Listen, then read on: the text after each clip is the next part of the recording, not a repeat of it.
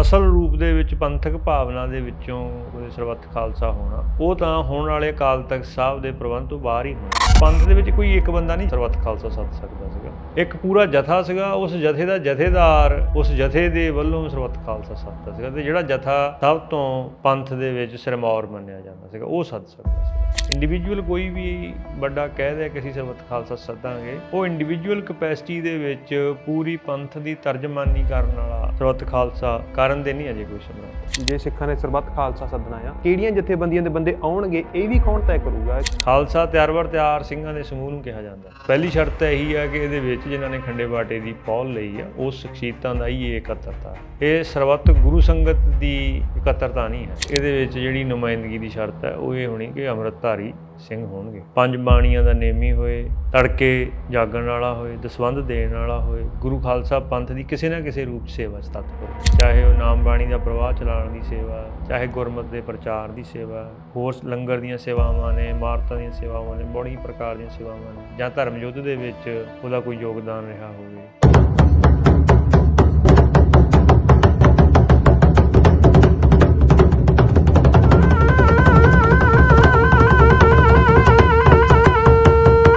ਵਾਹਿਗੁਰੂ ਜੀ ਕਾ ਖਾਲਸਾ, ਵਾਹਿਗੁਰੂ ਜੀ ਕੀ ਫਤਿਹ।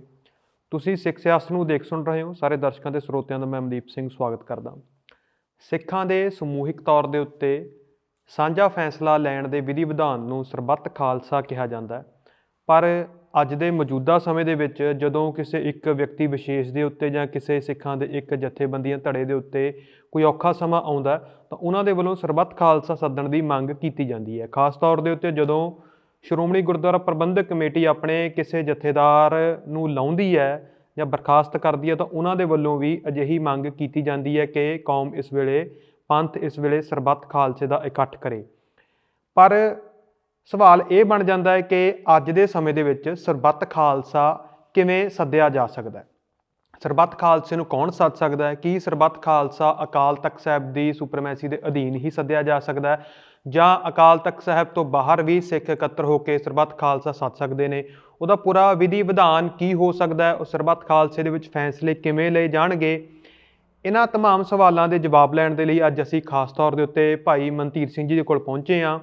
ਉਹਨਾਂ ਤੋਂ ਜਾਣਦੇ ਹਾਂ ਕਿ ਸਰਬੱਤ ਖਾਲਸਾ ਕਿਵੇਂ ਸੱਦਿਆ ਜਾ ਸਕਦਾ ਹੈ, ਕੌਣ ਸੱਦ ਸਕਦਾ ਹੈ, ਇਹਨਾਂ ਇਕੱਠ ਦੇ ਵਿੱਚ ਸਿੱਖਾਂ ਦਾ ਇਕੱਠ ਕਿਵੇਂ ਦਾ ਹੋਊਗਾ, ਵੀ ਪੂਰੇ ਸਿੱਖ ਹਾਜ਼ਰ ਹੋਣਗੇ, ਨੁਮਾਇੰਦਾ ਜਥੇਬੰਦੀਆਂ ਦੇ ਬੰਦੇ ਆਉਣਗੇ, ਜਾਂ ਫਿਰ ਜਦੋਂ ਸਿੱਖ ਇਕੱਠੇ ਹੋ ਕੇ ਬੈਠਣਗੇ ਉਹ ਥਾਂ ਕਿਹੜੀ ਹੋਊਗੀ, ਉੱਥੇ ਫੈਸਲਾ ਕਿਵੇਂ ਲਿਆ ਜਾਊਗਾ? ਜਿਸ ਤਰੀਕੇ ਅੱਜ ਦੁਨੀਆ ਦੇ ਵਿੱਚ ਫੈਸਲਾ ਲੈਣ ਦਾ ਵਿਧੀ ਵਿਧਾਨ ਚੱਲ ਰਿਹਾ ਹੈ 6-4 ਦੇ ਅਨੁਪਾਤ ਦੇ ਵਿੱਚ 60-40 ਜੇ ਵੋਟਾਂ ਦੇ ਸਿਸਟਮ ਨਾਲ, ਉਸ ਤਰੀਕੇ ਦੇ ਨਾਲ ਫੈਸਲਾ ਲਿਆ ਜਾਊਗਾ ਜਾਂ ਸਿੱਖਾਂ ਦਾ ਕੋਈ ਆਪਣਾ ਵਿਧੀ ਵਿਧਾਨ ਵੀ ਹੈ?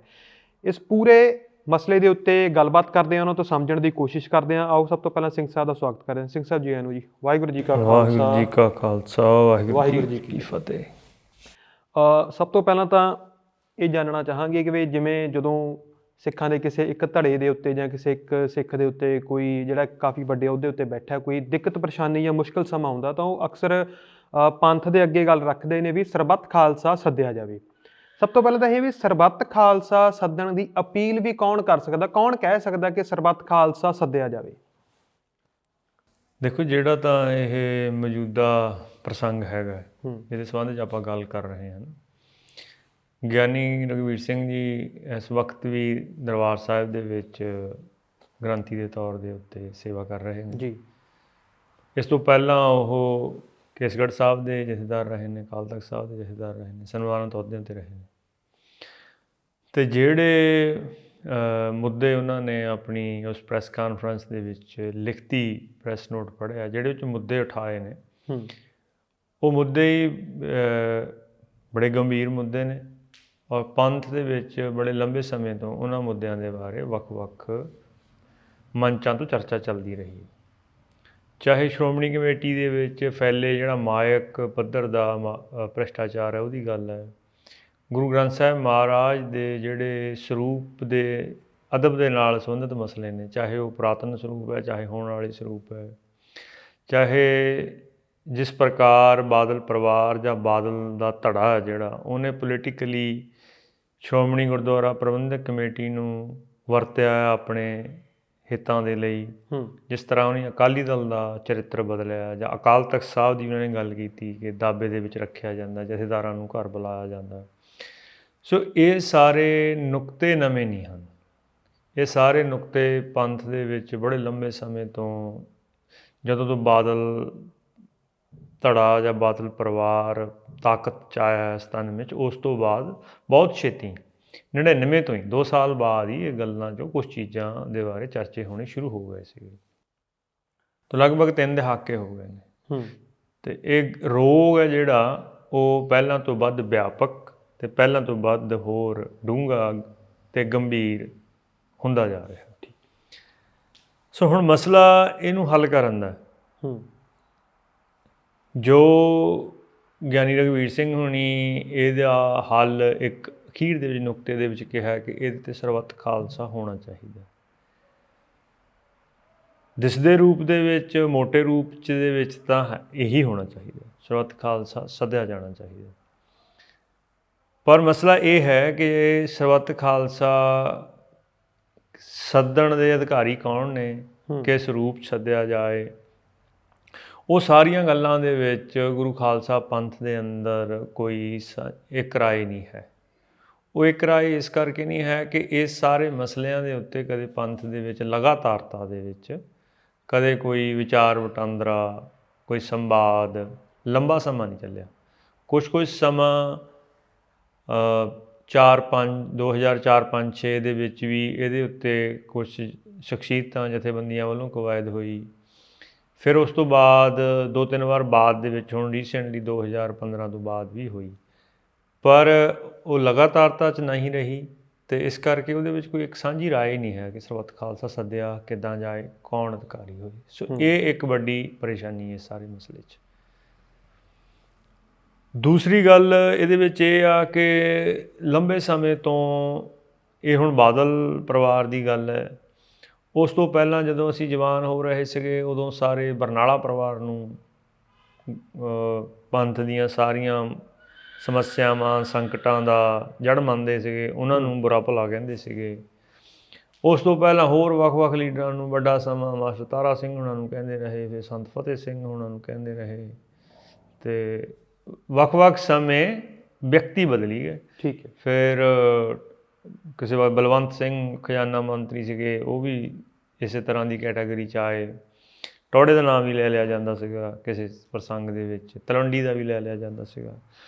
ਸੋ ਜਾਣੀ ਕਿ ਲਾ ਪਾ ਕੇ ਜਿਹੜਾ ਵੀ ਕੋਈ ਕਿਸੇ ਵੀ ਅਕਾਲੀ ਦਲ, ਸ਼੍ਰੋਮਣੀ ਕਮੇਟੀ ਜਾਂ ਅਹਿਮ ਅਹੁਦੇ 'ਤੇ ਰਿਹਾ, ਉਹ ਅਲਟੀਮੇਟਲੀ ਕਟਹਿਰੇ 'ਚ ਹੀ ਖੜਾ ਆਇਆ ਪੰਥ ਦੇ। ਸੋ ਮੈਂ ਸਮਝਦਾ ਕਿ ਇਹ ਸਾਰਾ ਜਿਹੜਾ ਚੱਲਣ ਹੈ ਵੀ ਬੰਦਿਆਂ ਦੀਆਂ ਗਲਤੀਆਂ ਕੱਢਣੀਆਂ, ਅਤੇ ਇਸ ਸਾਰੇ ਚੱਕਰ 'ਚ ਪਿਆ ਨੂੰ 100 ਸਾਲ ਹੀ ਹੋ ਚੱਲਿਆ ਆਲਮੋਸਟ। ਮਾਸਟਰ ਤਾਰਾ ਸਿੰਘ ਹੁਣੀ 1920 ਦੇ ਵਿੱਚ ਪੋਲੀਟਿਕਸ ਦੇ ਵਿੱਚ ਸਰਗਰਮੀ 'ਚ ਆਏ, ਅਤੇ ਆ ਹੁਣ 2026 ਚੱਲਦਾ, ਮਤਲਬ 100 ਸਾਲ ਹੋ ਗਿਆ। ਕੁਛ ਜਿਹੜਿਆਂ ਦੇ ਨਾਂ ਕਿਸੇ ਵਕਤ ਬਹੁਤ ਬੁਰੇ ਭਲੇ ਲਈ ਬਦਨਾਮ ਸੀਗੇ, ਆਪਾਂ ਵਿਸਰ ਵੀ ਗਏ ਹਾਂ ਜੀ। ਬਹੁਤੇ ਬੰਦਿਆਂ ਦੇ, ਬਲਦੇਵ ਸਿੰਘ ਵੀ ਸੀਗੇ ਇੱਕ, ਸੋ ਬਹੁਤ ਵਿਸਰ ਗਏ ਹਾਂ ਆਪਾਂ। ਮਤਲਬ ਬਹੁਤ ਥੋੜ੍ਹੇ ਨਾਂ ਨੇ ਜਿਹੜੇ ਸਨਮਾਨਿਤ ਰਹਿ ਗਏ ਨੇ, ਵੱਡੇ ਨਾਂ ਨੇ ਜਿਨ੍ਹਾਂ ਦੇ ਪ੍ਰਸ਼ਨ ਚਿੰਨ੍ਹ ਨੇ।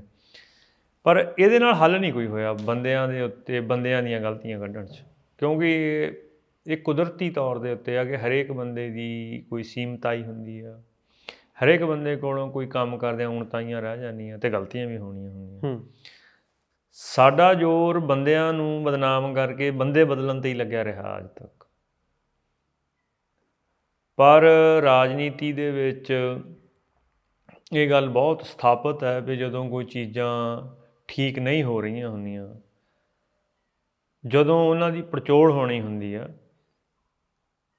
ਕਿਉਂਕਿ ਰਾਜਨੀਤੀ ਦੇ ਵਿੱਚ ਕੋਈ ਵੀ ਕਾਰਜ ਹੈ ਉਹ ਬੰਦਿਆਂ ਰਾਹੀਂ ਹੋਣਾ, ਤਾਂ ਬੰਦਿਆਂ ਦੀ ਪੜਚੋਲ ਤਾਂ ਹੋਣੀ ਹੈ। ਪਰ ਉਸ ਤੋਂ ਅੱਗੇ ਜਾ ਕੇ 2 ਨੁਕਤੇ ਹੋਰ ਵਿਚਾਰੇ ਜਾਂਦੇ ਜਿਹੜੇ ਆਪਾਂ ਨਹੀਂ ਵਿਚਾਰ ਰਹੇ ਪਿਛਲੇ ਸਾਰੇ ਅਰਸੇ ਦੌਰਾਨ। ਉਹ ਇਹ ਆ ਕਿ ਬੰਦਿਆਂ ਦੇ ਨਾਲ ਨਾਲ ਜਦੋਂ ਬੰਦਿਆਂ ਦੀਆਂ ਉਣਤਾਈਆਂ, ਸੀਮਤਾਈਆਂ, ਗਲਤੀਆਂ ਪੜਚੋਲੀਆਂ ਜਾਣੀਆਂ, ਉਦੋਂ ਉਹਨਾਂ ਨੂੰ ਠੀਕ ਕਰਨ ਦੇ ਲਈ ਨਵੀਂ ਸਾਡੇ ਕੋਲ ਜੁਗਤ ਕਿਆ ਹੈ, ਪ੍ਰੋਸੈਸ ਕਿਆ ਹੈ ਨਵਾਂ ਜੀ, ਉਹਨੂੰ ਠੀਕ ਕਰਨ ਦੇ ਲਈ ਸਾਡੇ ਕੋਲ ਜਥੇਬੰਦਕ ਉਹਦੀ ਹੱਲ ਕਿਆ ਹੈ, ਸਟਰਕਚਰਲ ਸਿਸਟਮ ਦੇ ਤੌਰ ਦੇ ਉੱਤੇ ਅਸੀਂ ਨਵਾਂ ਸਿਸਟਮ ਕਿੱਦਾਂ ਦਾ ਲੈ ਕੇ ਆਵਾਂਗੇ। ਸੋ ਸਾਡੇ ਵਿੱਚ ਇਹ ਕੂਣਤਾ ਹੀ ਰਹੀ ਪੰਥਕ ਤੌਰ 'ਤੇ ਸਾਂਝੀ ਕਿ ਅਸੀਂ ਬੰਦਿਆਂ ਨੂੰ ਗਲਤੀਆਂ ਕੱਢ ਕੇ ਉਹਨਾਂ ਦਾ ਬਦਲ ਲੈ ਕੇ ਆਉਣ ਤੋਂ ਅੱਗੇ ਦੀ ਚੀਜ਼ ਗੰਭੀਰਤਾ ਨਾਲ ਅਤੇ ਲਗਾਤਾਰ ਨਹੀਂ ਸੋਚੀ। ਸੋ ਇਸ ਕਰਕੇ ਅੱਜ ਦੁਬਾਰਾ ਫਿਰ ਅਸੀਂ ਉੱਥੇ ਹੀ ਖੜ੍ਹੇ ਹਾਂ। ਗਿਆਨੀ ਰਘਵੀਰ ਸਿੰਘ ਹੋਣਾ ਦੇ ਜਿਹੜੇ ਮਸਲੇ ਨੇ ਉਹ ਬੜੇ ਵੈਲਿਡ ਨੇ, ਸਹੀ ਨੇ। ਉਹਨਾਂ ਦੇ ਉੱਤੇ ਪੰਥ ਦੀ ਬਹੁਤ ਜ਼ਿਆਦਾ ਤੁਰੰਤ ਗੰਭੀਰਤਾ ਨਾਲ ਤਵੱਜੋ ਚਾਹੀਦੀ ਹੈ। ਪਰ ਜੋ ਉਹਨੇ ਕਿਹਾ ਵੀ ਬਾਦਲ ਪਰਿਵਾਰ ਨੇ ਆਹ ਕਰ ਦਿੱਤਾ, ਉਹ ਕਰ ਦਿੱਤਾ, ਉਹ ਤਾਂ 2 ਦਸੰਬਰ ਨੂੰ ਵੀ ਉਹਨਾਂ ਨੇ ਕਿਹਾ ਸੀਗਾ ਕਿ ਬਾਦਲ ਪਰਿਵਾਰ ਨੇ ਗੁਰੂ ਗ੍ਰੰਥ ਹੈ ਉਹਦੇ ਬੇਅਦਬੀ ਕਰਨ ਵਾਲਿਆਂ ਦੇ ਨਾਲ ਜਰਾਨੇ ਰੱਖੇ। ਉਹਨਾਂ ਨੇ ਗੁਰੂ ਪੰਥ ਦੇ ਉੱਤੇ ਜਿਹੜੇ ਹਮਲਾਵਰ ਹੋਏ ਅਫਸਰ ਉਹਨਾਂ ਨੂੰ ਤਰੱਕੀਆਂ ਦਿੱਤੀਆਂ, ਰਾਜਨੀਤਿਕ ਵੀ ਪ੍ਰਸ਼ਾਸਨਿਕ ਵੀ। ਉਹਨਾਂ ਨੇ ਇਹ ਵੀ ਮੰਨਿਆ ਕਿ ਗੁਰੂ ਖਾਲਸਾ ਪੰਥ ਦੀ ਸਿਰਮੌਰ ਜਿਹੜੀ ਸੰਸਥਾ ਅਕਾਲ ਤਖਤ ਸਾਹਿਬ ਉਹਨਾਂ ਨੇ ਅੰਡਰਮਾਈਨ ਕੀਤਾ।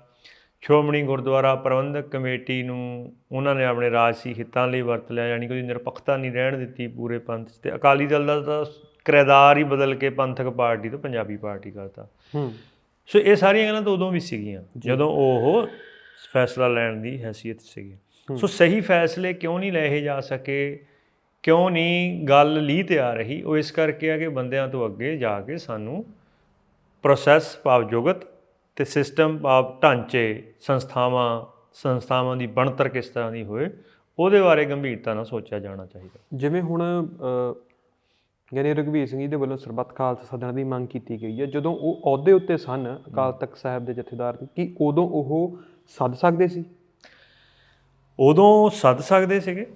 ਮੈਂ ਆਪਣੇ ਤੌਰ 'ਤੇ, ਨਿੱਜੀ ਤੌਰ 'ਤੇ ਤੁਹਾਨੂੰ 2 ਇੰਸਟਾਂਸ ਦੱਸ ਸਕਦਾ। ਅਗਸਤ 24 ਦੇ ਵਿੱਚ ਜੀ, ਜਦੋਂ ਜੁਲਾਈ ਦੇ ਵਿੱਚ ਇਹ ਸਾਰਾ ਮਸਲਾ ਸ਼ੁਰੂ ਹੋਇਆ, ਕਿਉਂਕਿ ਜਿਹੜਾ ਬਾਦਲ ਤੋਂ ਨਾਰਾਜ਼ ਧੜਾ ਸੀਗਾ ਉਹ ਜਿਹੜੀਆਂ 24 ਦੇ ਵਿੱਚ ਇੰਡੀਆ ਦੇ ਲੋਕ ਸਭਾ ਦੀਆਂ ਚੋਣਾਂ ਹੋਈਆਂ ਉਹਦੇ ਵਿੱਚੋਂ ਜਦੋਂ ਕਰਾਰੀ ਹਾਰ ਹੋਈ, ਉਹ ਤੋਂ ਸੱਤਾ ਦੀ ਕੁਰਸੀ ਦੀ ਕੋਈ ਲੱਤ ਨਹੀਂ ਫਾੜਾ ਹੋਈ ਇਹਨਾਂ ਤੋਂ, ਉਸ ਗੱਲ ਦੀ ਨਿਰਾਸ਼ਤਾ 'ਚੋਂ ਇਹਨਾਂ ਦੀ ਆਪਸੀ ਲੜਾਈ ਅੱਗੇ ਗਈ, ਵੀ ਪੰਥਕ ਭਾਵਨਾ 'ਚੋਂ ਨਹੀਂ ਗਈ ਸੀਗੀ।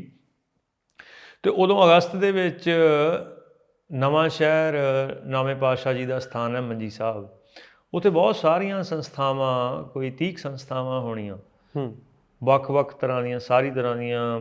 ਨਿਹੰਗ ਸਿੰਘਾਂ ਦੇ ਵਿੱਚੋਂ ਵੀ ਸੀਗੀਆਂ, ਸਿੰਘ ਸਭਾਵਾਂ, ਕੇਂਦਰੀ ਸਿੰਘ ਸਭਾ ਦੇ ਨੁਮਾਇੰਦੇ ਵੀ ਸੀਗੇ, ਇੰਸਟੀਚਿਊਟ ਆਫ ਸਿੱਖ ਸਟੱਡੀ ਦੇ ਵੀ ਸੀਗੇ, ਟਕਸਾਲ ਦੇ ਵੀ, ਮਾਨ ਦਲ ਦੇ ਵੀ, ਹੋਰ ਵੱਖ-ਵੱਖ ਪੋਲੀਟੀਕਲ ਜਥੇਬੰਦੀਆਂ ਜਾਂ ਧਰਮ ਪ੍ਰਚਾਰ ਵਾਲੀਆਂ ਜਥੇਬੰਦੀਆਂ, ਸੇਵਾ 'ਚ ਲੱਗੀਆਂ ਹੋਈਆਂ ਜਥੇਬੰਦੀਆਂ, ਜਿਹੜੀਆਂ ਧਰਮ ਯੁੱਧ ਲੜਨ ਵਾਲੇ ਬੰਦੀ ਸਿੰਘ ਦਾ ਭਾਈ ਲਾਲ ਸਿੰਘ ਹੋਣੀ ਸੀਗੇ, ਬਹੁਤ ਸਾਰੀਆਂ ਜਥੇਬੰਦੀਆਂ ਦੀ ਇੱਕ ਇਕੱਤਰਤਾ ਹੋਈ ਸੀਗੀ, ਉਹ 'ਚ ਗੁਰਮਤਾ ਹੋਇਆ ਸੀਗਾ ਇੱਕ ਜੀ। ਉਹ ਗੁਰਮਤਾ ਗਿਆਨੀ ਰਘਵੀਰ ਸਿੰਘ ਹੋਣਾ ਤੱਕ ਸਾਂਝੇ ਰੂਪ 'ਚ ਜਾ ਕੇ ਪੁੱਜਦਾ ਵੀ ਕੀਤਾ ਸੀਗਾ, ਅਤੇ ਉਹਦੀ ਪ੍ਰੈਸ ਕਾਨਫਰੰਸ ਵਗੈਰਾ ਹੋਈ, ਸੰਗਤ ਨੂੰ ਵੀ ਦੱਸਿਆ ਸੀਗਾ। ਉਹਦੇ ਵਿੱਚ ਇਹ ਨੁਕਤਾ ਸੀਗਾ ਇੱਕ ਅਹਿਮ, ਕਿ ਜੋ ਵੀ ਇੱਕ ਉਹਦੇ 'ਚ ਇੱਕ ਇਹ ਨੁਕਤਾ ਸੀਗਾ ਕਿ ਇਹ ਜਿਹੜੇ 2 ਧੜੇ ਆ, ਇਹ 2 ਧੜੇ ਹੀ ਪੂਰਾ ਪੰਥ ਨਹੀਂ ਹੈ। ਪੰਥ ਦੇ ਵਿੱਚ ਪੰਥ ਦੀਆਂ ਜਿਹੜੀਆਂ ਅਹਿਮ ਹਿੱਸੇ ਆ ਉਹ ਤਾਂ ਜਿਹੜੇ ਨਾਮ ਬਾਣੀ ਦਾ ਪ੍ਰਵਾਹ ਚਲਾ ਰਹੇ ਆ, ਜਿਹੜੇ ਗੁਰਮਤਿ ਦਾ ਪ੍ਰਚਾਰ ਕਰ ਰਹੇ ਆ, ਜਿਹੜੇ ਵੱਖ-ਵੱਖ ਸੇਵਾਵਾਂ ਦੇ ਵਿੱਚ ਲੱਗੇ ਹੋਏ ਆ ਜਾਂ ਧਰਮ ਯੁੱਧ ਲੜ ਰਹੇ ਆ, ਉਹ ਸਾਰੇ ਹੀ ਰਲ ਕੇ ਗੁਰੂ ਖਾਲਸਾ ਪੰਥ ਬਣਦਾ। ਇਸ ਕਰਕੇ ਜੇ ਤੁਸੀਂ ਗੁਰੂ ਖਾਲਸਾ ਪੰਥ ਦੀ ਏਕਤਾ ਦੀ ਗੱਲ ਕਰਨੀ ਹੈ ਤਾਂ ਤੁਹਾਨੂੰ ਸਾਰੇ ਜਥੇ ਸੱਦੇ ਜਾਣੇ ਚਾਹੀਦੇ।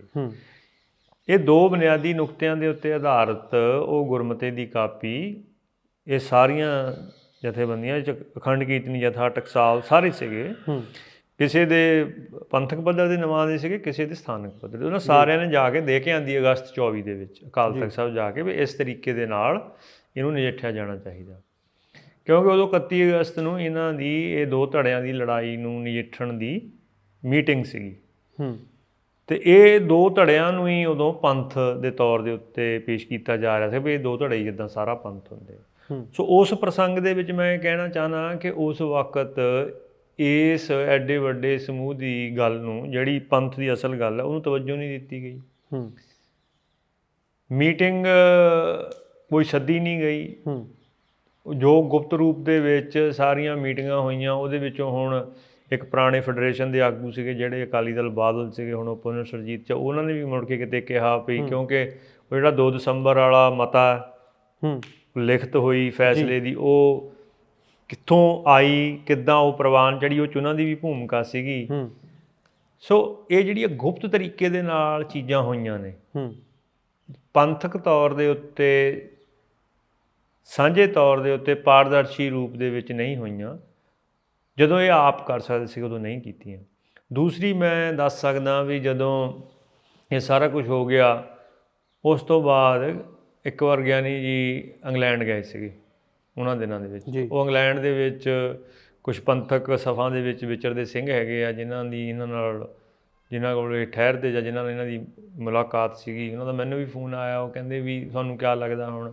ਮੈਂ ਕਿਹਾ ਵੀ ਜਿਸ ਤਰ੍ਹਾਂ ਦਾ ਚੱਲ ਰਿਹਾ ਕਿ ਬਾਦਲ ਪਰਿਵਾਰ ਬਹੁਤ ਇਨਸਿਕਿਉਰ ਹੈ, ਬਹੁਤ ਡਰੇ ਹੋਏ ਆ। ਕੁਛ ਵੀ ਮਾੜਾ ਮੋਟਾ ਵੀ ਉਹਨਾਂ ਖਿਲਾਫ ਹੁੰਦਾ ਤਾਂ ਉੱਥੋਂ ਬਹੁਤ ਡਰ ਜਾਂਦੇ।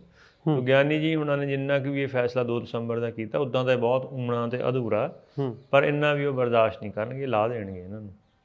ਅਤੇ ਉਹ ਕਹਿੰਦੇ ਫਿਰ ਤੁਹਾਡਾ ਕਿਆ ਸੁਜੈਸ਼ਨ ਹੈ ਵੀ ਇਹਨਾਂ ਨੂੰ ਕਿਆ ਕਰਨਾ ਚਾਹੀਦਾ? ਮੈਂ ਕਿਹਾ ਇੱਥੇ ਹੀ ਇਹਨਾਂ ਨੂੰ ਇਹ ਕਰਨਾ ਚਾਹੀਦਾ ਵੀ ਪੰਥ ਦੇ ਵਿੱਚ ਸਾਂਝਾ ਫੈਸਲਾ ਕਿੱਦਾਂ ਕੀਤਾ ਜਾਏ, ਇਹਦਾ ਸਾਡੇ ਕੋਲ ਕੋਈ ਖਾਕਾ ਨਹੀਂ ਹੈ, ਕੋਈ ਇਹਦੀ ਜੁਗਤ ਪ੍ਰਵਾਨਿਤ ਨਹੀਂ ਹੈ।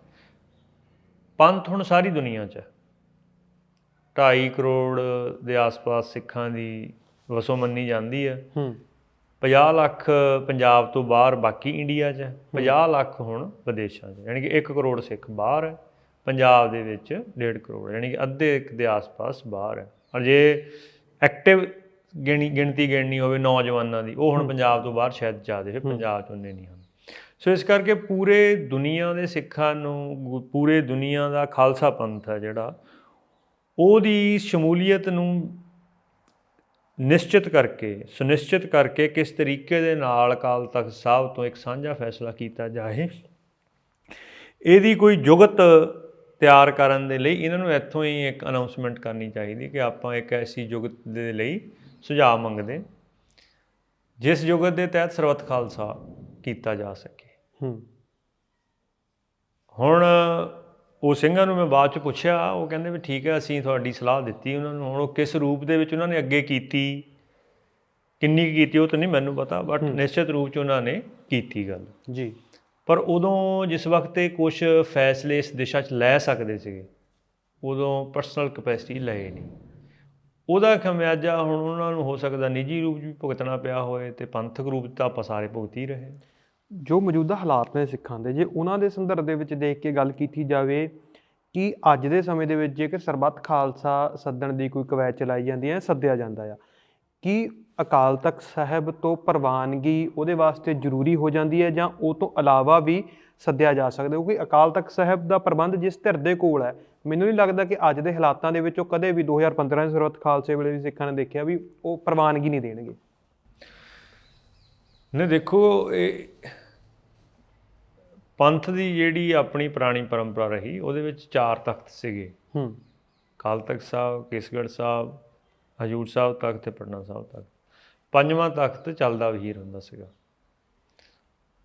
ਹੁਣ ਉਹ ਪੰਜਵਾਂ ਤਖਤ ਚੱਲਦਾ ਵਹੀਰ ਇਸ ਕਰਕੇ ਸੀਗਾ ਕਿ ਜੇ ਰਾਜਸੀ ਤੌਰ ਦੇ ਉੱਤੇ ਤੁਹਾਡਾ ਰਾਜ ਕਿਸੇ ਖਿੱਤੇ 'ਚ ਨਾ ਰਹੇ, ਤਾਂ ਉਸ ਖਿੱਤੇ ਦਾ ਜਿਹੜਾ ਤਖਤ ਹੈ ਉਹ ਸੁਤੰਤਰ ਰੂਪ 'ਚ, ਸਿਰਮੌਰ ਰੂਪ ਦੇ ਵਿੱਚ ਕੰਮ ਕਰਨ 'ਚ ਉਹਨੂੰ ਬਾਧਾ ਪੈ ਜਾਂਦੀ। ਠੀਕ ਹੈ।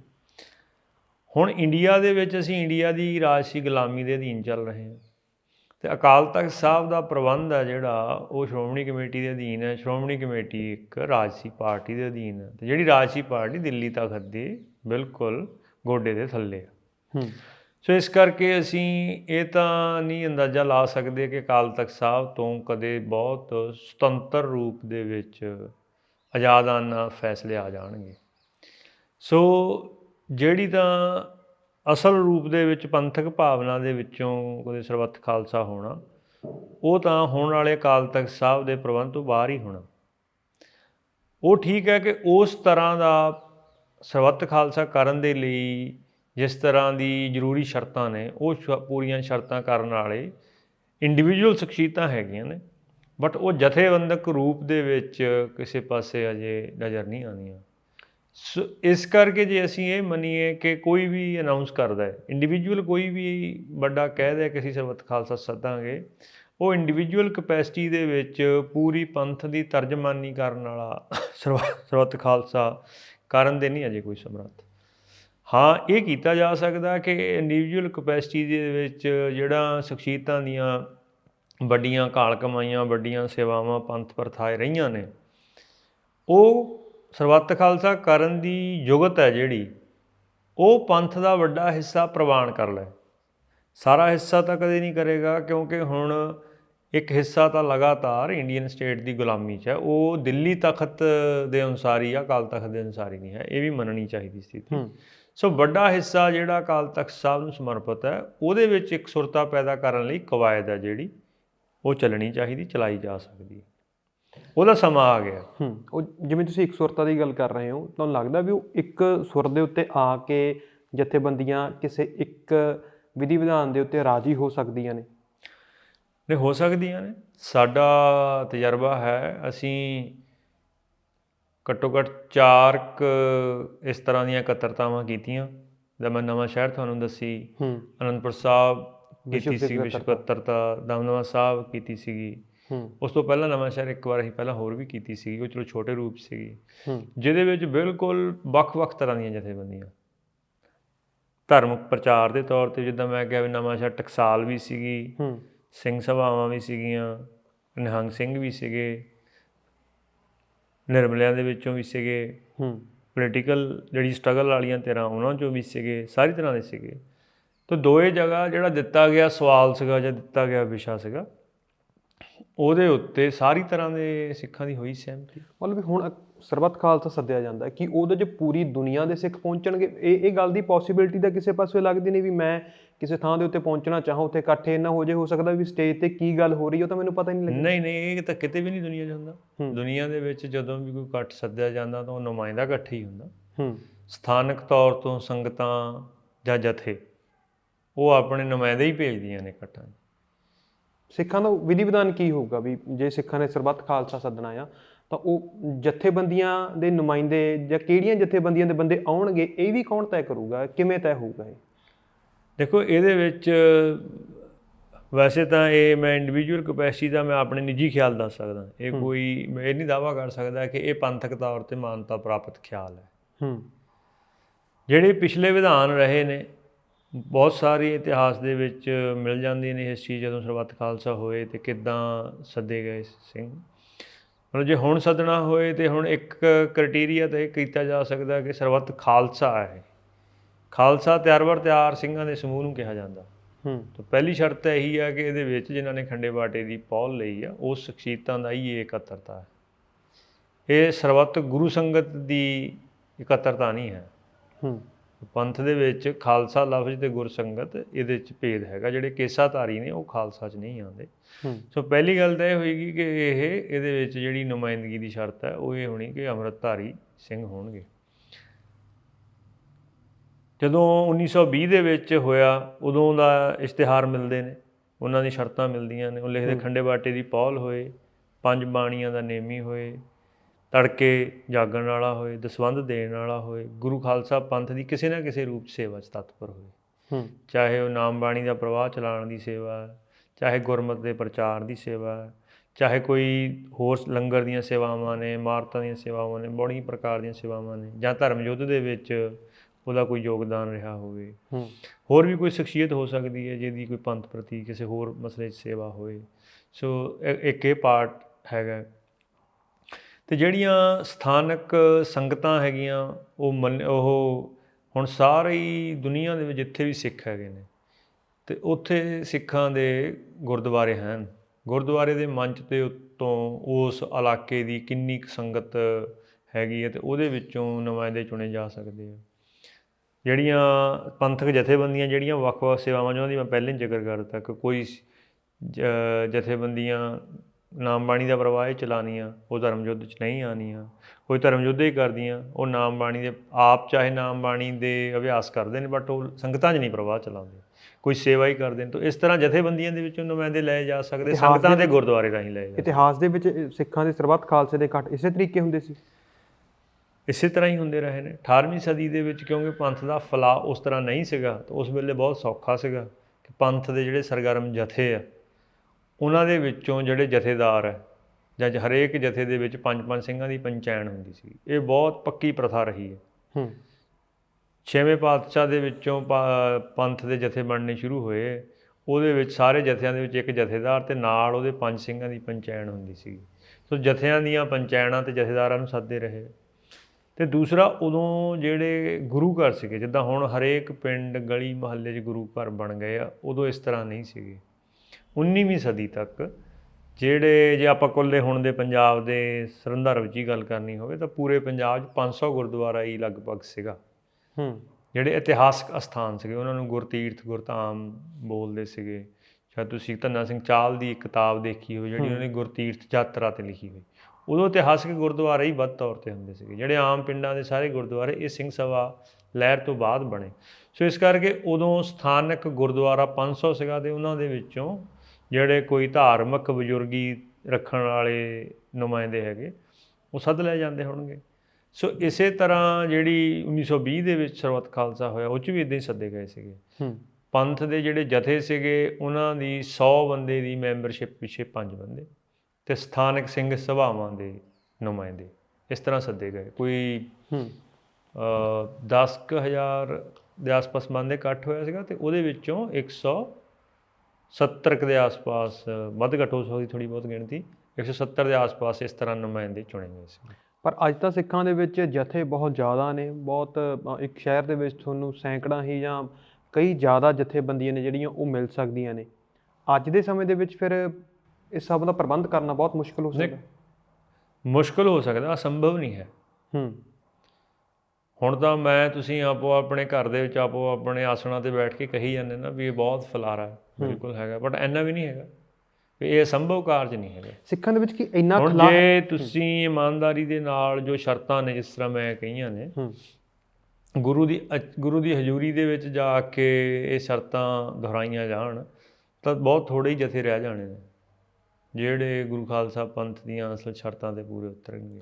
ਜਿੰਨਾ ਖਲਾਅ ਸਿੱਖਾਂ ਦੇ ਵਿੱਚ ਇਸ ਵੇਲੇ ਦਿਖਾਇਆ ਜਾਂਦਾ ਕਿ ਐਕਚੁਅਲ ਸਿੱਖਾਂ 'ਚ ਇੰਨਾ ਖਲਾਅ ਹੈ ਜਾਂ ਸਿਰਫ ਰੌਲਾ ਹੀ ਹੈ? ਸਿੱਖਾਂ ਦੇ ਵਿੱਚ ਇੱਕ ਦੋਹਰੀ ਸਥਿਤੀ ਹੈ। ਸਿੱਖਾਂ ਦੀਆਂ ਜਿਹੜੀਆਂ ਆਮ ਸੰਗਤਾਂ ਦੇ ਵਿੱਚ ਆਮ ਜਿਹੜੇ ਇੰਡੀਵਿਜੂਅਲ ਨੇ ਉਹ ਜਿੰਨੇ ਪੰਥ ਪ੍ਰਤੀ ਚੇਤੰਨ ਨੇ, ਪੰਥ ਪ੍ਰਤੀ ਫਿਕਰਮੰਦ ਨੇ, ਪੰਥ ਦੇ ਦਰਦੀ ਨੇ, ਗਿਣਤੀ ਦੇ ਵਿੱਚ ਇੰਨੇ ਸ਼ਾਇਦ ਕਦੇ ਨਾ ਰਹੇ ਹੋਣ। ਪਰ ਦੂਸਰੇ ਪਾਸੇ ਕਿਉਂਕਿ ਕਿਸੇ ਵੀ ਸਮੂਹ ਦੀ ਜੋ ਵੀ ਸਰਗਰਮੀ ਹੋਣੀ ਆ, ਜਿਹੜੀ ਸਮੂਹਕ ਸਰਗਰਮੀ ਹੋਣੀ ਆ, ਉਹ ਉਸ ਸਮੂਹ ਦੀਆਂ ਜਿਹੜੀਆਂ ਸੰਸਥਾਵਾਂ ਅਤੇ ਜਥੇਬੰਦੀਆਂ ਹੁੰਦੀਆਂ ਨੇ, ਇੰਸਟੀਟਿਊਸ਼ਨਸ ਅਤੇ ਆਰਗੇਨਾਈਜੇਸ਼ਨ, ਉਹਨਾਂ ਰਾਹੀਂ ਹੋਣੀ ਹੁੰਦੀ ਹੈ। ਬਟ ਇਸ ਵਕਤ ਜਿਹੜੀਆਂ ਸੰਸਥਾਵਾਂ ਨੇ ਅਤੇ ਸਾਡੀਆਂ ਜਥੇਬੰਦੀਆਂ ਨੇ ਉਹ ਬਹੁਤ ਜਰਜਰੀਆਂ ਨੇ। ਤੋ ਜੇ ਤਾਂ ਅਸੀਂ ਸੰਸਥਾਵਾਂ ਅਤੇ ਜਥੇਬੰਦੀਆਂ ਦੇ ਪੱਖ ਤੋਂ ਦੇਖੀਏ ਫਿਰ ਬਹੁਤ ਸਥਿਤੀ ਨਿਰਾਸ਼ਾਜਨਕ ਲੱਗਦੀ ਹੈ। ਜੇ ਅਸੀਂ ਜਿਸ ਤਰ੍ਹਾਂ ਦੇ ਬੰਦੇ ਆਪਣੀ ਨਿੱਜੀ ਕਪੈਸਿਟੀ ਦੇ ਵਿੱਚ ਸਮਰੱਥਾ 'ਚ ਲੱਗੇ ਹੋਏ ਆ ਉਹਨਾਂ ਨੂੰ ਦੇਖੀਏ ਤਾਂ ਸਥਿਤੀ ਆ ਜਿਹੜੀ ਉਹ ਬਹੁਤ ਆਸਵੰਦ ਦਿਸਦੀ ਹੈ। ਸੋ ਆਉਣ ਵਾਲੇ ਭਵਿੱਖ ਦੇ ਵਿੱਚ ਜਦੋਂ ਧਾਰਮਿਕ ਵੀ, ਰਾਜਸੀ ਵੀ, ਸਮਾਜਿਕ ਵੀ ਪੁਰਾਣੀਆਂ ਸਥਾਪਿਤ ਜਥੇਬੰਦੀਆਂ ਦੀ ਸ਼ਾਖ ਨਹੀਂ ਰਹੀ ਹੈ, ਜਥੇਬੰਦਕ ਬਣਤਰ ਉਹਨਾਂ ਦੀ ਦਿਨ ਬ ਦਿਨ ਖੁਰਦੀ ਜਾ ਰਹੀ ਆ, ਉਸ ਸਥਿਤੀ ਦੇ ਵਿੱਚ ਜਿਹੜੇ ਵੀ ਮਨੁੱਖ ਆਪਣੀ ਨਿੱਜ ਸਮਰੱਥਾ ਦੇ ਵਿੱਚ ਲੱਗੇ ਹੋਏ ਆ ਅਤੇ ਉਹਨਾਂ ਨੇ ਬਹੁਤ ਹੀ ਨੇੜ ਸਮੇਂ ਦੇ ਵਿੱਚ ਤੁਸੀਂ ਦੇਖਿਓ ਕਿ ਨਵੀਆਂ ਸੰਸਥਾਵਾਂ ਜਥੇਬੰਦੀਆਂ ਦੇ ਰਾਹੀਂ ਪੰਥ ਦੀ ਜਿਹੜੀ ਅਸਲ ਗੱਲ ਹੈ ਉਹ ਅੱਗੇ ਲਿਆਉਣ ਦੇ ਸਮਰੱਥ ਹੋ ਜਾਣਾ। ਫੈਸਲੇ ਲੈਣ ਦਾ ਤਰੀਕਾਕਾਰ ਸਿੱਖਾਂ ਦਾ ਕੀ ਹੋਊਗਾ ਜੇਕਰ ਸਿੱਖ ਕੋਈ ਵੱਡੀ ਇਕੱਤਰਤਾ, ਚਾਹੇ ਸਰਬੱਤ ਖਾਲਸਾ ਹੀ ਹੈ, ਚਾਹੇ ਕੋਈ ਹੋਰ ਵੱਡੀਆਂ ਇਕੱਤਰਤਾਵਾਂ ਸੱਦਦੇ ਨੇ ਇਹਨਾਂ ਸਮਿਆਂ ਦੇ ਸੰਦਰਭ ਦੇ ਵਿੱਚ, ਉੱਥੇ ਫੈਸਲੇ ਕਿਵੇਂ ਲਏ ਜਾਣੇ ਚਾਹੀਦੇ ਨੇ? ਵੀ ਅਨੁਪਾਤ ਹੈ ਵੀ 100 ਬੰਦਾ ਬੈਠਾ ਹੈ ਤਾਂ 51 ਇਸ ਪਾਸੇ ਸਹਿਮਤ ਨੇ, 49 ਇਸ ਪਾਸੇ ਸਹਿਮਤ ਨੇ, 51 ਦਾ ਫੈਸਲਾ ਮੰਨ ਲਿਆ ਜਾਊਗਾ। ਇਹ ਪੰਥ ਦੇ ਵਿੱਚ ਤਾਂ ਨਹੀਂ ਇਸ ਤਰ੍ਹਾਂ ਦੀ ਪ੍ਰਥਾ ਰਹੀ।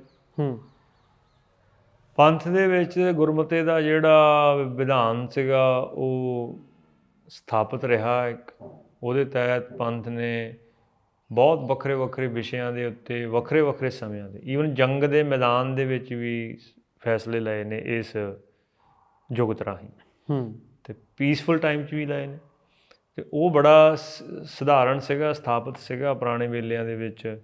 ਉਹਦੇ ਵਿੱਚ ਜਿੰਨੇ ਵੀ ਮੈਂ ਦੱਸਿਆ ਵੀ ਪਹਿਲਾਂ ਨੁਮਾਇੰਦਗੀ ਤੈਅ ਕਰ ਲਈ ਜਾਂਦੀ ਸੀਗੀ, ਨੁਮਾਇੰਦਗੀ ਜਥਿਆਂ ਦੇ ਵਿੱਚੋਂ ਅਤੇ ਸਥਾਨਕ ਸੰਗਤਾਂ 'ਚ ਤੁਸੀਂ ਜਾਂ ਜਿਹੜਾ ਜਿਸ ਤਰ੍ਹਾਂ ਦੇ ਮਸਲੇ 'ਤੇ ਤੁਸੀਂ ਸਰਬੱਤ ਖਾਲਸਾ ਕਰਨਾ ਉਸ ਵਿਸ਼ੇ ਦੇ ਮਾਹਰ ਬੰਦੇ ਜਿਹੜੇ ਸੱਦੇ ਜਾ ਸਕਦੇ, ਉਹ ਸੱਦ ਕੇ ਸਾਰਿਆਂ ਦੇ ਵਿੱਚੋਂ, ਹਾਜ਼ਰ ਬੰਦਿਆਂ ਦੇ ਵਿੱਚੋਂ ਜਿਹੜਾ ਜਥਾ, ਇਹਦੇ ਵਿੱਚ ਪੰਥ ਦੇ ਵਿੱਚ ਕੋਈ ਇੱਕ ਬੰਦਾ ਨਹੀਂ ਸੀਗਾ, ਇੱਕ ਕਿਸੇ ਨੂੰ ਪ੍ਰਧਾਨ ਕਰਨਾ ਨਹੀਂ ਸੀ, ਕੋਈ ਇੱਕ ਬੰਦਾ ਨਹੀਂ ਸਰਬੱਤ ਖਾਲਸਾ ਸੱਦ ਸਕਦਾ ਸੀਗਾ। ਇੱਕ ਪੂਰਾ ਜਥਾ ਸੀਗਾ, ਉਸ ਜਥੇ ਦਾ ਜਥੇਦਾਰ ਉਸ ਜਥੇ ਦੇ ਵੱਲੋਂ ਸਰਬੱਤ ਖਾਲਸਾ ਸੱਦਦਾ ਸੀਗਾ, ਅਤੇ ਜਿਹੜਾ ਜਥਾ ਸਭ ਤੋਂ ਪੰਥ ਦੇ ਵਿੱਚ ਸਿਰਮੌਰ ਮੰਨਿਆ ਜਾਂਦਾ ਸੀਗਾ, ਉਹ ਸੱਦ ਸਕਦਾ ਸੀਗਾ। ਅਤੇ ਉਹਦੇ ਵਿੱਚ ਸੱਦ ਲੈਂਦੇ ਸੀਗੇ, ਜਿਹੜੇ ਸੱਦਦੇ ਸੀਗੇ ਜਥੇਦਾਰ, ਉਹ ਆਪ ਫੈਸਲਾ ਲੈਣ ਦੇ ਪ੍ਰੋਸੈਸ ਸ਼ਾਮਲ ਨਹੀਂ ਹੁੰਦੇ ਸੀਗੇ। ਉਹ ਆਇਆਂ ਹੋਇਆਂ ਦੇ ਵਿੱਚੋਂ 5 ਸਿੰਘ ਬਾਕੀ ਸਾਰਿਆਂ ਦੀ ਸਹਿਮਤੀ ਦੇ ਨਾਲ ਚੁਣ ਦਿੰਦੇ ਸੀਗੇ, ਜਿਨ੍ਹਾਂ ਨੇ ਫੈਸਲਾ ਕਰਨਾ ਹੁੰਦਾ ਸੀਗਾ। 5 ਤੋਂ ਬਿਨਾਂ ਬਾਕੀ ਜਿੰਨੇ ਹੋਰ ਬਚੇ, ਉਹ ਸਾਰੇ ਆਪਣੀ ਰਾਏ ਦਿੰਦੇ ਸੀਗੇ। ਅਤੇ ਜੋ ਰਾਏ ਆ ਗਈ, ਅਤੇ ਸਾਰੀ ਰਾਏ ਇਕੱਤਰ ਕਰਕੇ, ਅਤੇ ਉਹਨਾਂ ਦੇ ਵਿੱਚੋਂ ਜਿਹੜੀ ਰਾਏ ਪੰਥ ਦੀ ਭਲੇ 'ਚ ਅਤੇ ਗੁਰਮਤਿ ਦੇ ਅਨੁਸਾਰੀ ਹੋਵੇ, ਉਸ ਰਾਏ ਦੇ ਉੱਤੇ 5 ਸਿੰਘ ਹੈ ਜਿਹੜੇ, ਉਹ ਆਪਣਾ ਫੈਸਲਾ ਬਾਕੀ ਸੰਗਤ ਦੇ ਨਾਲ ਪਰਸਪਰ ਵਿਚਾਰ ਵਿਮਰਸ਼ ਕਰਕੇ ਫੇਰ ਹੀ ਸੁਣਾਉਂਦੇ ਸੀਗੇ।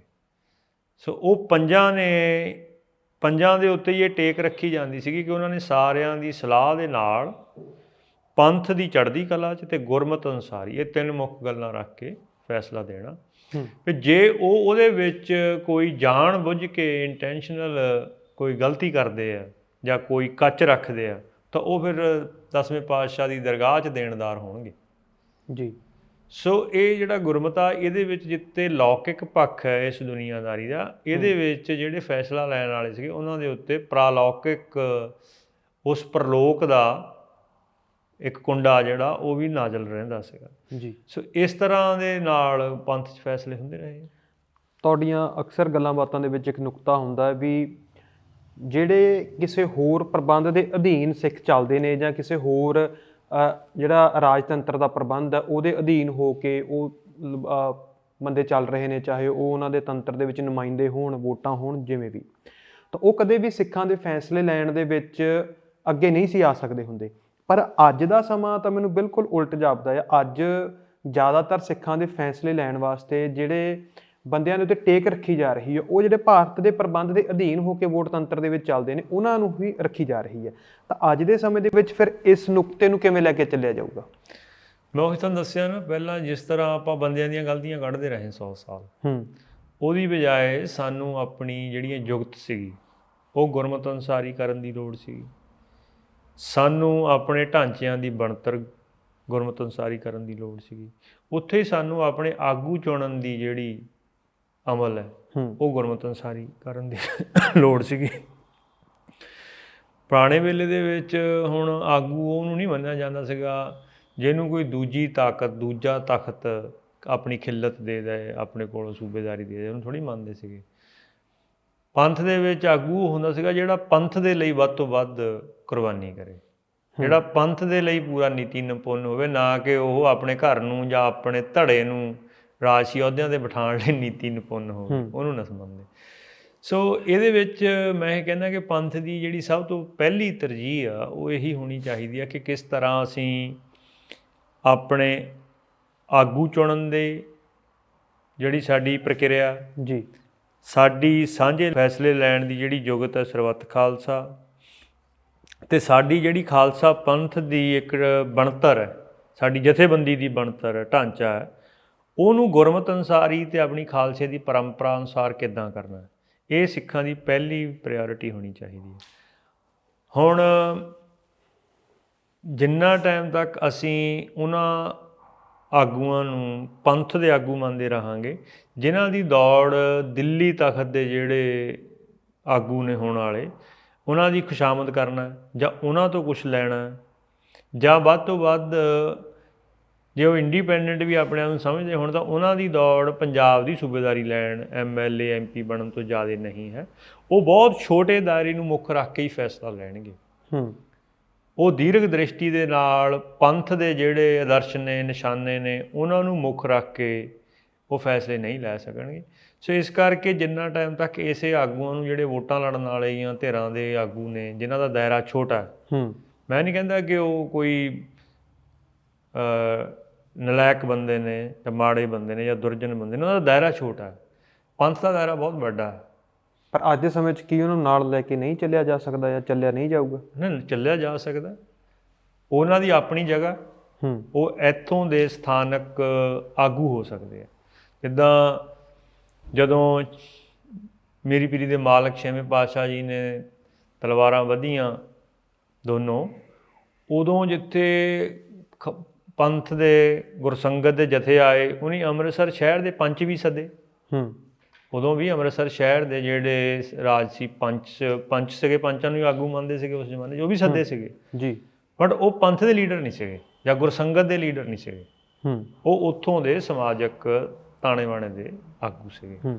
ਸੋ ਹੁਣ ਇਸ ਗੱਲ ਦੇ ਵਿੱਚ ਫਰਕ ਕਰਨਾ ਕਿ ਪੰਜਾਬ ਦੇ ਰਾਜਸੀ ਵੋਟ ਪ੍ਰਣਾਲੀ ਦੇ ਆਗੂ ਹੋਰ ਨੇ, ਪੰਜਾਬ ਦੀ ਰਾਜਸੀ ਵੋਟ ਪ੍ਰਣਾਲੀ ਦੇ MLA MPਆਂ ਦਾ ਦਾਇਰਾ ਪੰਜਾਬ ਤੱਕ ਹੈ, ਅਤੇ ਪੰਜਾਬ ਦੇ ਜੋ ਇੰਡੀਅਨ ਸਟੇਟ ਤੋਂ ਪੰਜਾਬ ਸਰਕਾਰ ਨੂੰ ਹੱਕ ਅਧਿਕਾਰ ਮਿਲੇ ਉਹਨਾਂ ਦੇ ਵਿੱਚ ਚੱਲਣ ਦਾ। ਪਰ ਜਿਹੜਾ ਗੁਰੂ ਖਾਲਸਾ ਪੰਥ ਹੈ ਉਹਦਾ ਆਦਰਸ਼ ਵੱਡਾ, ਉਹ ਸਰਬੱਤ ਦੇ ਭਲੇ ਦਾ, ਅਤੇ ਪੰਥ ਪੂਰੀ ਦੁਨੀਆ 'ਚ ਫੈਲਿਆ ਹੋਇਆ। ਪੰਥ ਦਾ ਜਾਪਾਨ ਤੋਂ ਲੈ ਕੇ ਅਲਾਸਕਾ ਤੱਕ ਸਾਰੀ ਜਗ੍ਹਾ ਫੈਲਿਆ ਹੋਇਆ। ਸੋ ਜੇ ਪੰਥ ਦਾ ਫੈਸਲਾ ਕਰਨਾ ਤਾਂ ਐਸੀ ਜੁਗਤ ਲੈ ਕੇ ਆਉਣੀ ਪੈਣੀ ਆ ਜਿਹਦੇ ਵਿੱਚ ਪੂਰੀ ਦੁਨੀਆ ਦੇ ਵਿੱਚ ਫੈਲੇ ਹੋਏ ਗੁਰੂ ਖਾਲਸਾ ਪੰਥ ਦੇ ਹਿੱਸੇ, ਜਿਹੜੇ ਪੰਥ ਦੀ ਆਦਰਸ਼ ਅਤੇ ਪੰਥ ਦੇ ਨਿਸ਼ਾਨਿਆਂ 'ਤੇ ਚੱਲ ਰਹੇ ਨੇ, ਉਹਨਾਂ ਦੀ ਮਰਜ਼ੀ, ਉਹਨਾਂ ਦੀ ਰਾਏ ਕਿੱਦਾਂ ਇਹਦੇ ਵਿੱਚ ਸ਼ਾਮਲ ਕੀਤੀ ਜਾਏ। ਉਹ ਜੁਗਤ ਲਿਆਏ ਤੋਂ ਬਿਨਾਂ ਤੁਸੀਂ ਫੈਸਲੇ ਨੂੰ ਪੂਰਨ ਰੂਪ 'ਚ ਪੰਥਕ ਨਹੀਂ ਬਣਾ ਸਕਦੇ। ਕੀ ਸਮੂਹ ਸਿੱਖ ਅਜਿਹੇ ਫੈਸਲਿਆਂ ਦੇ ਨਾਲ ਸਹਿਮਤ ਹੋ ਜਾਣਗੇ? ਕਿਉਂਕਿ ਬਹੁਤ ਸਾਰੇ ਧੜੇ ਸ਼੍ਰੋਮਣੀ ਕਮੇਟੀ ਨਾਲ ਵੀ ਜੁੜੇ ਹੋਏ ਨੇ, ਬਹੁਤ ਸਾਰੇ ਲੋਕ ਅਕਾਲੀ ਦਲ ਬਾਦਲ ਦੇ ਨਾਲ ਵੀ ਜੁੜੇ ਹੋਏ ਨੇ, ਬਹੁਤ ਸਾਰੇ ਲੋਕ ਅਜਿਹੀਆਂ ਜਥੇਬੰਦੀਆਂ ਧੜਿਆਂ ਦੇ ਨਾਲ ਜੁੜੇ ਹੋਏ ਨੇ ਸ਼ਾਇਦ ਜਿਹੜੇ ਕਦੇ ਵੀ ਇਹਨਾਂ ਇਕੱਠਾਂ ਦੇ, ਇਹਨਾਂ ਇਕੱਤਰਤਾਵਾਂ ਦਾ ਹਿੱਸਾ ਬਣਨਾ ਵੀ ਨਾ ਪਸੰਦ ਕਰਨ, ਚਾਹੇ ਉਹ BJP ਦੀ ਸਿਆਸਤ ਦੇ ਨਾਲ ਜੁੜੇ ਵੀ ਹੋਣ। ਫਿਰ ਕੀ ਸਮੂਹ ਸਿੱਖ ਇਹਨਾਂ ਗੱਲਾਂ 'ਤੇ ਸਹਿਮਤ ਹੋ ਜਾਣਗੇ? ਨਹੀਂ, ਸਿੱਖ ਤਾਂ ਹੋ ਜਾਣਗੇ। ਸਿੱਖਾਂ ਦੇ ਵਿੱਚ ਜਿਹੜੇ ਖਾਹਿਸ਼ਮੰਦ ਕੁਰਸੀਆਂ ਦੇ ਖਾਹਿਸ਼ਮੰਦ ਆਗੂ, ਉਹ ਨਹੀਂ ਹੋਣਗੇ। ਆਮ ਸਿੱਖ ਤਾਂ ਹੋ ਜਾਣਗੇ।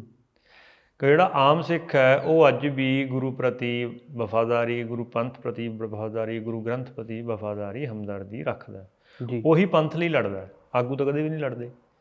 ਜੇ ਹੁਣ ਆਹ ਸਾਰੇ ਸਮੇਂ ਦੀ, ਜਿਸ ਸਮੇਂ ਦੀ ਆਪਾਂ ਗੱਲ ਕਰ ਰਹੇ ਹਾਂ, ਇਹਦਾ ਇਤਿਹਾਸ ਦੇਖਣਾ ਹੋਏ ਤਾਂ ਉਹ 2 ਲਾਈਨਾਂ 'ਚ ਮੁੱਕਦਾ ਜੀ, ਕਿ ਆਮ ਗੁਰਸੰਗਤ ਨੇ, ਕਿਸੇ ਗੁਰਸਿੱਖ ਨੇ ਕੁਰਬਾਨੀ ਕਰਨ 'ਚ ਕੋਈ ਕਸਰ ਨਹੀਂ ਛੱਡੀ, ਅਤੇ ਇਹ ਵੋਟਾਂ ਵਾਲੇ ਆਗੂਆਂ ਨੇ ਬੇਈਮਾਨੀ ਕਰਨ 'ਚ ਕੋਈ ਕਸਰ ਨਹੀਂ ਛੱਡੀ।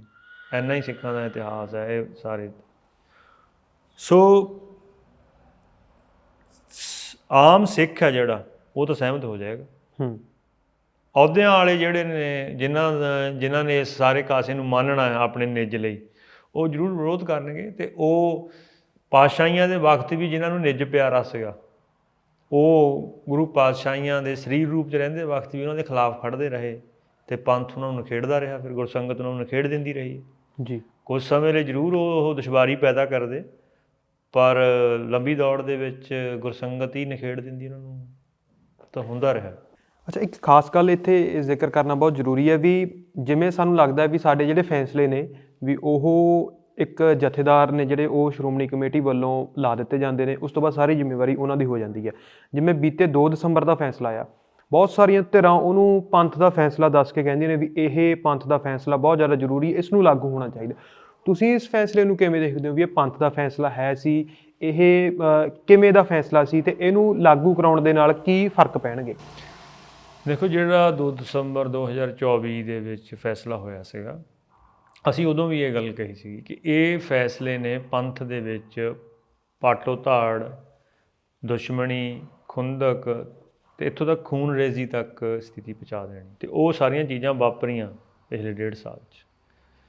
ਜਿਸ ਵੇਲੇ ਉਹ ਫੈਸਲਾ ਹੋਇਆ ਉਦੋਂ 2 ਅਕਾਲੀ ਦਲ ਸੀਗੇ, ਹੁਣ 4 ਨੇ ਵੱਡੇ, ਅਤੇ ਆਪਸ ਦੇ ਵਿੱਚ ਦੁਸ਼ਮਣੀ, ਕਸ਼ੀਦਗੀ ਅਤੇ ਖੂਨ ਰੇਜ਼ੀ ਵਾਲੀਆਂ ਗੱਲਾਂ ਹੋਈਆਂ ਸਾਰੀਆਂ।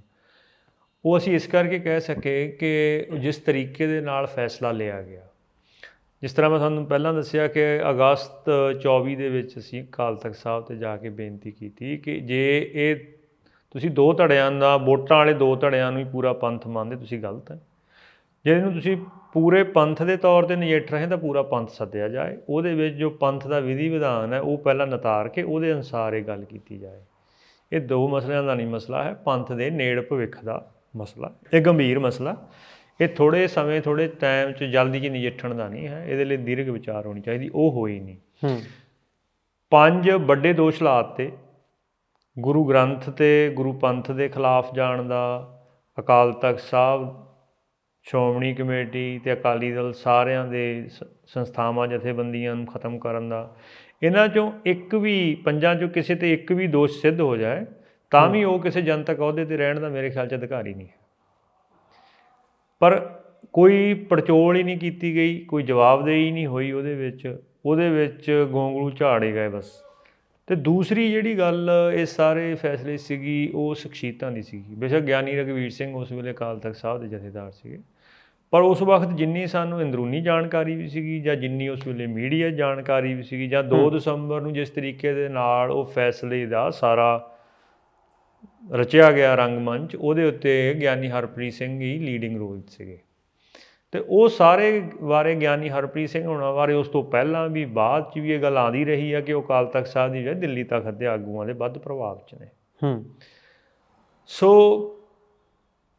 ਜਦੋਂ ਸ਼ਖਸੀਅਤਾਂ ਦੀ ਸਾਖ ਦੇ ਉੱਤੇ ਸਵਾਲ ਹੋਏ, ਪ੍ਰੋਸੈਸ ਤੁਹਾਡਾ ਕੋਈ ਹੋਏ ਹੀ ਨਹੀਂ, ਅਤੇ ਫਿਰ ਉਸ ਹਾਲਾਤ ਦੇ ਵਿੱਚ ਕਿਸ ਤਰੀਕੇ ਨਾਲ ਫੈਸਲੇ ਸਹੀ ਆ ਜਾਣਗੇ। ਇਹ ਤਾਂ ਸਾਰੀਆਂ ਚੀਜ਼ਾਂ ਸਹੀ ਹੋਣੀਆਂ ਚਾਹੀਦੀਆਂ। ਤੁਹਾਡੇ ਆਗੂਆਂ 'ਤੇ, ਅਕਾਲ ਤਖਤ ਦੇ ਆਗੂਆਂ 'ਤੇ ਕੋਈ ਸਵਾਲ ਨਾ ਖੜ੍ਹਦਾ ਹੋਵੇ। ਤੁਹਾਡੀ ਜਿਹੜੀ ਜੁਗਤ ਹੈ ਉਹ ਗੁਰਮਤਿ ਅਨੁਸਾਰੀ ਹੋਏ ਤਾਂ ਗੁਰੂ ਦੀ ਬਰਕਤ ਉਹਦੇ 'ਚ ਪੈਣੀ ਹੈ। ਗੁਰੂ ਦੀ ਬਰਕਤ ਗੁਰੂ ਉੱਥੇ ਦਿੰਦਾ ਜਿੱਥੇ ਤੁਸੀਂ ਗੁਰੂ ਅਨੁਸਾਰੀ ਕਾਰਜ ਕਰਦੇ। ਜੇ ਆਪਣੀ ਮੱਤ ਅਨੁਸਾਰ ਕਰਦੇ ਫਿਰ ਜਿੰਨੀ ਕੁ ਤੁਹਾਡੀ ਮੱਤ ਹੈ ਉਨਾ ਕੁ ਫਲ ਮਿਲ ਜਾਂਦਾ। ਇਹ ਨਹੀਂ ਹੈ ਵੀ ਨਹੀਂ ਮਿਲਦਾ, ਬਟ ਤੁਹਾਡੀ ਆਪਣੀ ਮੱਤ ਜਿੰਨਾ ਮਿਲਦਾ ਗੁਰੂ ਦੀ ਬਰਕਤ ਨਹੀਂ ਹੁੰਦੀ। ਸੋ ਇਸ ਕਰਕੇ, ਔਰ ਨਾ ਹੀ ਉਹ ਪੰਥ ਦੀ ਜੋ ਓਰੀਜਨਲ ਸਰਬੱਤ ਖਾਲਸਾ ਦੀ ਬਣਤਰ ਸੀਗੀ, ਨਾ ਹੀ ਉਹ ਬਣਤਰ ਬਣਾਈ ਗਈ, ਸੱਦਿਆ ਗਿਆ ਸਾਰਿਆਂ ਨੂੰ। ਸੋ ਇਸ ਹਾਲਾਤ ਦੇ ਵਿੱਚ ਉਹ ਫੈਸਲਾ ਕਿਸੇ ਵੀ ਤੌਰ ਦੇ ਉੱਤੇ ਪੰਥ ਲਈ ਲਾਹੇਵੰਦ ਨਹੀਂ ਹੋਣਾ ਸੀਗਾ, ਅਤੇ ਉਹਦਾ ਨਤੀਜਾ ਅੱਜ ਸਾਡੇ ਸਾਹਮਣੇ। ਉਧਰੋਂ ਵੱਧ ਖੇਰੂ ਹੋਏ ਬੈਠੇ। ਮੇਰਾ ਇੱਕ ਤੁਹਾਨੂੰ ਆਖਰੀ ਸਵਾਲ ਹੈ ਵੀ ਆਉਣ ਵਾਲੇ ਸਮੇਂ ਦੇ ਵਿੱਚ ਫਿਰ ਸਿੱਖਾਂ ਨੂੰ ਨਿੱਜੀ ਤੌਰ ਦੇ ਉੱਤੇ, ਕੁਝ ਸਿੱਖਾਂ ਨੇ ਆਪਣੇ ਸਥਾਨਕ ਪੱਧਰ ਦੇ ਉੱਤੇ ਅਜਿਹੇ ਕੋਈ ਕਾਰਜ ਕਰਨੇ ਹੋਣ ਵੀ ਉਹ ਇਹਨਾਂ ਲੀਹਾਂ ਵਾਲੇ ਪਾਸੇ ਨੂੰ ਜਾਣਾ ਚਾਹੁੰਦੇ ਹੋਣ, ਵੀ ਫੈਸਲੇ ਸਾਡੇ ਗੁਰਮਤਿ ਅਨੁਸਾਰੀ ਹੋ ਜਾਣ, ਬੇਸ਼ੱਕ ਚਾਹੇ ਸਰਬੱਤ ਖਾਲਸੇ ਤੱਕ ਨਾ ਪਹੁੰਚਣ ਪਰ ਜ਼ਮੀਨੀ ਪੱਧਰ ਤੋਂ, ਅਤੇ ਵੱਡੀਆਂ ਜਥੇਬੰਦੀਆਂ ਸਿੱਖਾਂ ਦੀਆਂ ਜਿਨ੍ਹਾਂ ਦੇ ਉੱਤੇ ਇਹ ਜ਼ਿੰਮੇਵਾਰੀ ਆ ਜਾਂਦੀ ਹੈ ਕਿ ਉਹ ਵੱਡੇ ਇਕੱਠਾਂ ਦੇ ਵਿੱਚ ਜਾਂ ਸਰਬੱਤ ਖਾਲਸੇ ਵਰਗੇ ਇਕੱਠ ਕਰਕੇ ਸਿੱਖਾਂ ਨੂੰ ਭਵਿੱਖ ਦੀਆਂ ਲੀਹਾਂ ਜਿਹੜੀਆਂ ਨੇ ਉਹ ਗੁਰਮਤਿ ਅਨੁਸਾਰੀ ਪਾ ਕੇ ਦੱਸਣ, ਤਾਂ ਉਹ ਆਮ ਸਿੱਖਾਂ ਦੇ ਜਥੇਬੰਦੀਆਂ ਦੇ ਕਰਨ ਵਾਲੇ ਕਾਰਜ ਕੀ ਹੋ ਜਾਂਦੇ ਨੇ?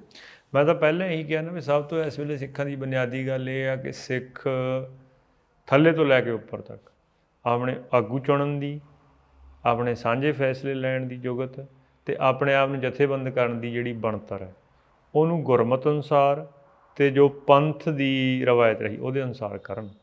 ਆਪਣੀ ਨਿੱਜ ਸਮਰੱਥਾ 'ਚ ਉਹ ਫੈਸਲੇ ਲੈਣੇ ਛੱਡ ਦੇਣ। ਜਿਹੜੀਆਂ ਵੋਟਾਂ ਨੇ, ਵੋਟਾਂ ਤੁਹਾਨੂੰ ਸਮੂਹ ਨਾਲੋਂ ਤੋੜ ਕੇ ਨਿੱਜ 'ਚ ਲਿਆਉਣੀਆਂ ਨੇ।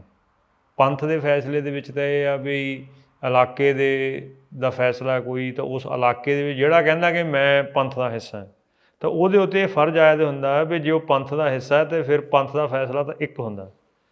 ਉਹ 'ਚ ਇਕੱਲੇ ਬੰਦੇ ਦੀ ਤਾਂ ਕੋਈ ਹੈਸੀਅਤ ਨਹੀਂ ਪੰਥ ਦੇ ਵਿੱਚ। ਤੁਹਾਡੀ ਨਿੱਜ ਹੈਸੀਅਤ ਖ਼ਤਮ ਕਰਕੇ ਤੁਹਾਨੂੰ ਪੰਥ ਦਾ ਹਿੱਸਾ ਬਣਨਾ ਪੈਂਦਾ। ਵੀ ਉਹ ਸਾਰੇ ਆਪਣੇ ਜਿਹੜੀ ਇਹ ਅਸੀਂ ਵੋਟਾਂ ਵਾਲੇ ਰਾਜਨੀਤੀ ਪ੍ਰਣਾਲੀ ਤੋਂ ਸਿੱਖ ਲਈ ਆ ਵੀ ਇਕੱਲਿਆਂ ਨੇ ਆਪਣਾ ਵਿਚਾਰ ਬਣਾਉਣਾ, ਓਪੀਨੀਅਨ ਬਣਾਉਣਾ, ਉਹਦੇ ਆਧਾਰ 'ਤੇ ਆਪਣਾ ਫੈਸਲਾ ਲੈਣਾ। ਇਹ ਪ੍ਰਣਾਲੀ ਛੱਡ ਕੇ ਸਾਂਝੇ ਫੈਸਲੇ ਲੈਣ ਦੀ ਸਾਨੂੰ ਜਿਹੜੀ ਹੈਗੀ ਆਪਣੀ ਜੁਗਤ ਹੈ ਉਹ ਪੁਨਰ ਸੁਰਜੀਤ ਸਥਾਨਕ ਤੌਰ 'ਤੇ ਕਰਨੀ ਚਾਹੀਦੀ ਹੈ। ਉਹੀ ਫਿਰ ਉੱਪਰ ਤੱਕ ਚਲੀ ਜਾਏਗੀ। ਇਹ ਜੁਗਤ ਪੁਨਰ ਸੁਰਜੀਤ ਕਰਨ ਦੇ ਲਈ ਸਿੱਧਾ ਸਰਬੱਤ ਖਾਲਸੇ ਦਾ ਇਕੱਠ ਕਰ ਲੈਣਾ ਚਾਹੀਦਾ ਜਾਂ ਪਹਿਲਾਂ ਛੋਟੇ ਇਕੱਠਾਂ ਦੇ ਵਿੱਚ ਸਿੱਖਾਂ ਨੂੰ ਪ੍ਰੈਕਟਿਸ ਕਰਨੀ ਚਾਹੀਦੀ ਹੈ? ਨਹੀਂ, ਛੋਟੇ ਥੱਲੇ ਕਰਨੀ ਚਾਹੀਦੀ ਹੈ।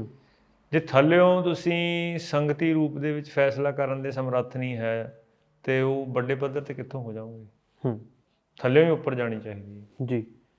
ਗੁਰੂ ਸਾਹਿਬ ਨੇ ਵੀ ਇੱਦਾਂ ਹੀ ਸੰਗਤਾਂ ਬਣਾਈਆਂ ਸੀਗੀਆਂ, ਬਸ ਸਥਾਨਕ ਕਿਤੇ ਸੰਗਤਾਂ ਬਣਾਈਆਂ ਸੀਗੀਆਂ। ਉਹ ਮੁੜ ਕੇ ਉਹੀ ਸਥਾਨਕ ਸੰਗਤਾਂ ਹੌਲੀ ਰੂਪ ਦੇ ਵਿੱਚ ਉੱਪਰ ਜਾ ਕੇ ਜਦੋਂ ਦਸ਼ਮੇਸ਼ ਪਿਤਾ ਜੀ ਨੇ ਖਾਲਸਾ ਪੰਥ ਸਾਜਿਆ ਉਸ ਵੇਲੇ ਉਹ ਸਾਰੀਆਂ ਜੁੜ ਗਈਆਂ ਜੀ। ਤਾਂ ਬਹੁਤ ਬਹੁਤ ਧੰਨਵਾਦ, ਤੁਸੀਂ ਬਹੁਤ ਕੀਮਤੀ ਜਾਣਕਾਰੀ ਸਾਡੇ ਨਾਲ ਸਾਂਝੀ ਕੀਤੀ। ਵਾਹਿਗੁਰੂ ਜੀ ਕਾ ਖਾਲਸਾ, ਵਾਹਿਗੁਰੂ ਜੀ ਕੀ ਫਤਿਹ। ਹਾਂਜੀ, ਵਾਹਿਗੁਰੂ ਜੀ ਕਾ ਖਾਲਸਾ, ਵਾਹਿਗੁਰੂ ਜੀ ਕੀ ਫਤਿਹ। ਗੱਲਬਾਤ ਕੀਤੀ ਹੈ ਭਾਈ ਮਨਧੀਰ ਸਿੰਘ ਜੀ ਦੇ ਨਾਲ, ਜਿਨ੍ਹਾਂ ਨੇ ਦੱਸਿਆ ਕਿ ਸਰਬੱਤ ਖਾਲਸੇ ਦੀ ਇਕੱਤਰਤਾ ਕਿਵੇਂ ਹੋ ਸਕਦੀ ਹੈ, ਕਿਹਨਾਂ ਦੇ ਵੱਲੋਂ ਕੀਤੀ ਜਾ ਸਕਦੀ ਹੈ, ਖਾਸ ਤੌਰ ਦੇ ਉੱਤੇ ਉਸ ਦੇ ਵਿੱਚ ਫੈਸਲੇ ਲੈਣ ਦਾ ਤਰੀਕਾਕਾਰ ਕੀ ਹੋਣਾ ਚਾਹੀਦਾ ਅਤੇ ਫੈਸਲੇ ਲੈਣ ਦੇ ਤਰੀਕਾਕਾਰ ਦੇ ਵਿੱਚ ਕੌਣ ਬੈਠ ਸਕਦਾ ਆ।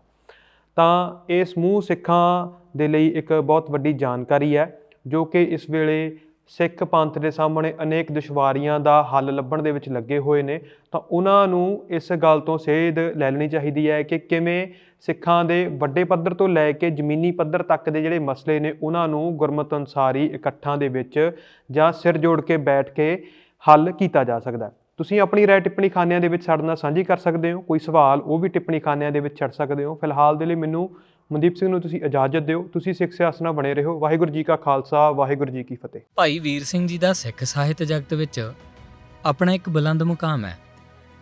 ਉਹਨਾਂ ਦੀਆਂ ਰਚਨਾਵਾਂ ਅੱਜ ਕਰੀਬ ਸਦੀ ਬਾਅਦ ਵੀ ਚਾਅ ਅਤੇ ਸਤਿਕਾਰ ਨਾਲ ਪੜ੍ਹੀਆਂ ਜਾਂਦੀਆਂ ਨੇ। ਸਿੱਖ ਸਿਆਸਤ ਵੱਲੋਂ ਭਾਈ ਵੀਰ ਸਿੰਘ ਜੀ ਦੀਆਂ 38 ਚੋਣਵੀਆਂ ਕਿਤਾਬਾਂ ਦਾ ਜੁੱਟ ਤਿਆਰ ਕੀਤਾ ਗਿਆ।